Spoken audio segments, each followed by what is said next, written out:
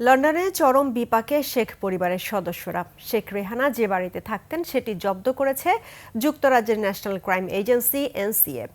উত্তর লন্ডনের অভিজাত এলাকার বাড়িটি বেক্সিমকো গ্রুপের প্রতিষ্ঠাতা সালমান এফ রহমানের ছেলে আহমেদ শায়ান ফজলুর রহমানের নামে নিবন্ধিত থাকলেও এটি ব্যবহার করতেন শেখ রেহানা।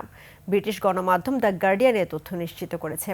এছাড়া এনসিএ লন্ডনের অভিজাত 17 গ্রোসভেনার স্কোয়ারের আরও একটি বাড়ি জব্দের আদেশ পেয়েছে।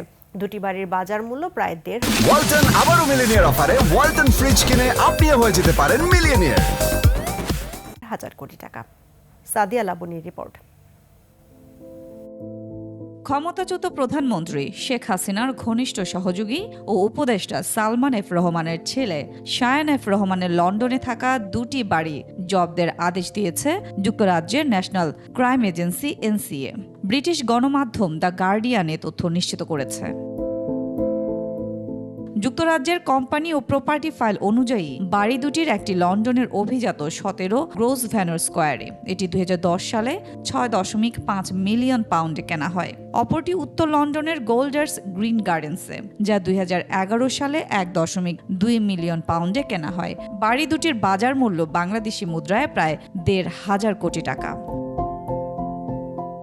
যুক্তরাজ্যের ইলেকটোরাল রোলের তথ্য অনুযায়ী গ্রেশাম গার্ডেন্সের ওই বাড়িতে শেখ হাসিনার বোন শেখ রেহানা থাকতেন। রেহানা যুক্তরাজ্যের সাবেক সিটি মিনিস্টার ও বর্তমান পার্লামেন্ট সদস্য টিলুফ সিদ্দিকীর মা। ফৌজদারি তদন্তের অংশ হিসেবে লন্ডনের 17 গ্রোভনার স্কয়ার ও গ্রেশাম গার্ডেন্সে অবস্থিত সম্পত্তি জব্দের আদেশ বা ফ্রিজিং অর্ডার পেয়েছে এনসিএ।